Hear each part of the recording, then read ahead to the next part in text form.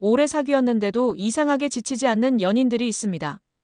반대로 특별한 문제도 없는데 점점 멀어지는 관계도 있습니다. 그 차이는 어디에서 오는 걸까요? 안녕하세요. 중장년 이성관계 상담을 20년 넘게 해온 김은정 상담사입니다. 수많은 중년의 연인들을 만나며 깨달은 것은 사랑은 시간보다 태도에 의해 결정된다는 사실이었습니다. 오늘 영상에서는 오래 사귀어도 설렘을 잃지 않는 연인들의 공통점과 관계가 조용히 무너질 때 나타나는 결정적 신호들을 함께 살펴보겠습니다. 지금의 관계를 다시 돌아보는 시간이 되실 겁니다. 이야기가 도움이 되셨다면 구독과 좋아요 부탁드립니다. 댓글에 숫자 7을 남겨주세요. 그 짧은 글자가 큰 힘이 됩니다. 1. 침대에서 멀어지는 순간 사랑도 끝난다. 같은 공간에 누워있지만 마음은 이미 멀어져 있는 순간 많은 관계가 조용히 무너집니다. 침대는 단순히 잠을 자는 곳이 아니라 서로의 온기를 확인하는 가장 가까운 거리입니다. 그런데 어느 날부터 등을 돌리고 눕는 시간이 늘어나고 자연스러운 스킨십이 사라지기 시작합니다. 이 변화는 생각보다 훨씬 결정적인 신호입니다. 서울에 사는 52세 김모 씨는 연인과 함께 살기 시작한 뒤 처음 몇 년은 늘 손을 잡고 잠들었다고 합니다. 그런데 어느 순간부터 각자 휴대폰만 보다가 잠들고 몸이 닿지 않도록 조심하게 되었다고 했습니다. 다툰 것도 아니고 특별히 싫어진 것도 아닌데 이상하게 가까워지는 것이 불편해졌다는 것이죠. 전문가들은 신체적 거리감이 심리적 거리감보다 먼저 나타나는 경우가 많다고 말합니다. 즉, 마음이 식어서 멀어지는 것이 아니라 가까워지지 않기 때문에 마음도 함께 식어간다는 것입니다. 여러분의 관계는 어떤가요? 잠자리에 들 때 자연스럽게 손을 뻗고 있나요? 아니면 각자의 세계로 들어가 버리나요? 특히 중년 이후에는 말보다 접촉이 더 중요해집니다. 하루 종일 밖에서 긴장을 안고 살다가 집에 돌아와 유일하게 편안함을 느낄 수 있는 사람이 바로 옆에 있기 때문입니다. 그럼에도 불구하고 몸을 피하게 된다면 그 관계는 이미 안전하지 않다고 느끼고 있을 가능성이 큽니다. 중요한 것은 이것이 단순한 습관의 변화가 아니라는 점입니다.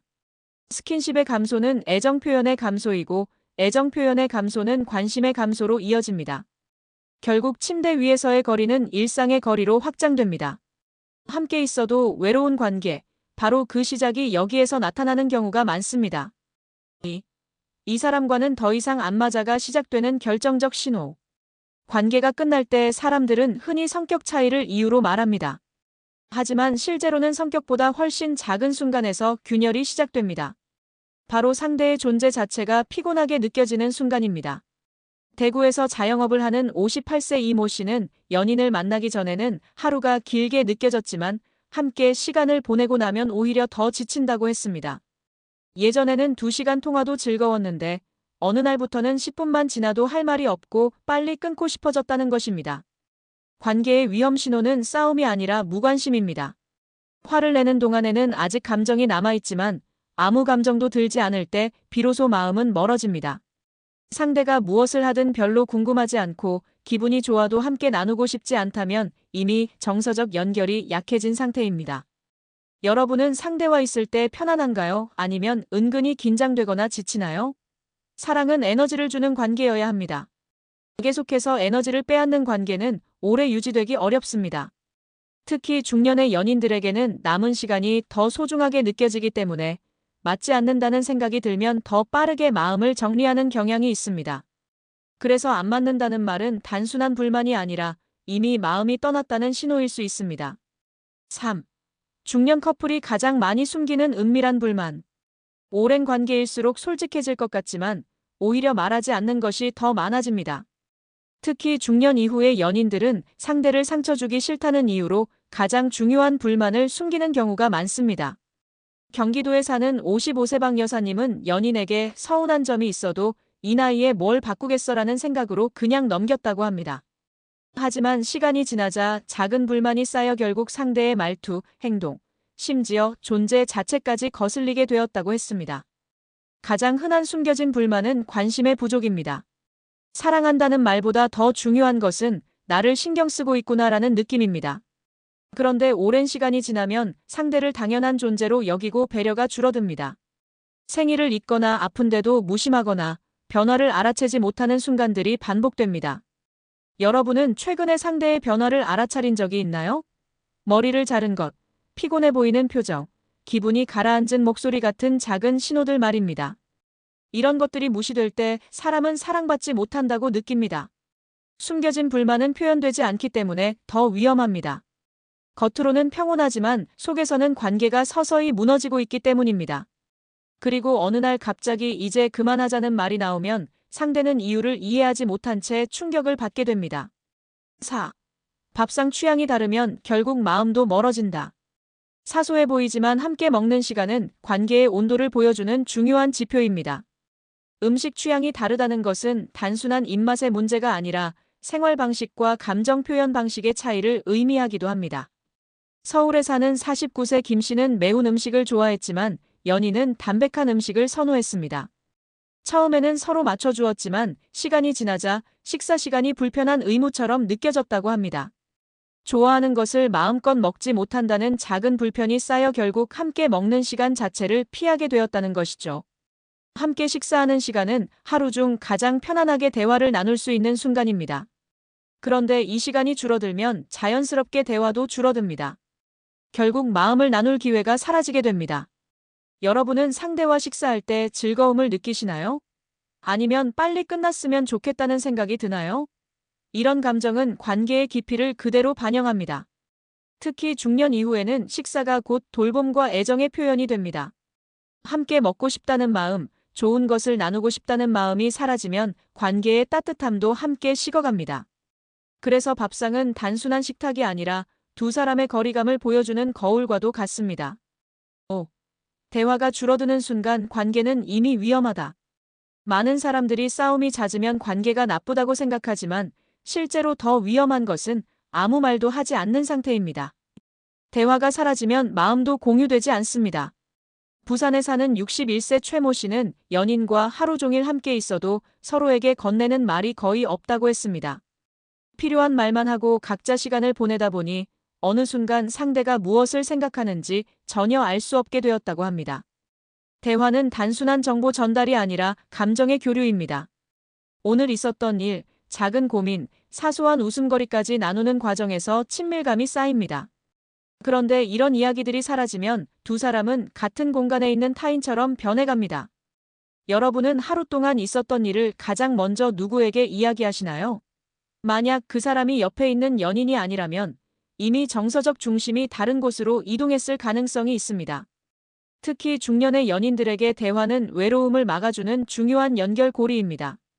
말을 하지 않으면 오해가 생기고 오해는 거리감을 만들고 거리감은 결국 관계를 무너뜨립니다. 조용한 관계는 평온해 보이지만 사실은 가장 위험한 상태일 수 있습니다. 6. 익숙함이 아니라 지루함이 이별을 만든다. 오래 만난 관계가 무너질 때 사람들은 흔히 너무 익숙해져서 그래라고 말합니다. 하지만 진짜 문제는 익숙함이 아니라 지루함입니다. 익숙함은 편안함이지만 지루함은 설렘과 긴장이 사라진 상태입니다. 인천에 사는 57세 김모 씨는 연인과 10년 넘게 교제했습니다. 다툼도 거의 없고 큰 문제도 없었지만 어느 날 문득 이런 생각이 들었다고 합니다. 이 사람과 있으면 안전하긴 한데 더 이상 가슴이 뛰지 않는다. 그 순간부터 관계는 조금씩 흔들리기 시작했습니다. 지루함은 아주 조용하게 찾아옵니다. 약속이 기다려지지 않고 메시지가 와도 심장이 반응하지 않고 스킨십이 습관처럼 느껴지는 순간들 말입니다. 처음에는 피곤해서 그런가 싶지만 사실은 감정의 자극이 줄어든 신호일 수 있습니다. 여러분은 상대를 떠올릴 때 여전히 기대감이 드시나요? 아니면 이미 알고 있는 결말처럼 느껴지시나요? 사랑은 안정감 위에 약간의 긴장이 더해질 때 오래갑니다. 너무 편안해서 아무 노력도 하지 않으면 관계는 살아있는 느낌을 잃어버립니다. 중년 이후의 연인들에게도 설렘은 필요합니다. 거창한 이벤트가 아니라 작은 변화, 예상 밖의 말 한마디, 평소와 다른 눈빛만으로도 충분합니다. 지루함을 방치하면 결국 특별할 게 없는 관계가 되고 맙니다. 그리고 특별함이 사라진 자리는 쉽게 다른 자극으로 채워지기도 합니다. 익숙함은 관계를 지키는 힘이지만 지루함은 관계를 무너뜨리는 힘입니다. 이 차이를 알아차리는 순간 다시 시작할 수 있는 기회도 함께 생깁니다. 7. 나이 들어도 매력 있는 사람의 공통점. 나이가 들수록 외모보다 분위기가 중요해집니다. 그런데 신기하게도 어떤 사람은 60대가 되어도 여전히 매력적으로 느껴집니다. 그 차이는 어디에서 나올까요? 광주에 사는 63세 박모 씨는 또래들 사이에서도 유난히 인기가 많습니다. 특별히 젊어 보이는 것도 아니고 화려한 옷차림을 하는 것도 아닙니다. 그런데 그의 연인은 함께 있으면 나도 더 괜찮은 사람이 된 느낌이 든다고 말했습니다. 매력 있는 사람의 공통점은 자기 삶을 포기하지 않는다는 것입니다. 연애를 한다고 해서 모든 관심을 상대에게만 두지 않습니다. 취미를 즐기고 건강을 관리하고 새로운 것을 배우려는 태도를 유지합니다.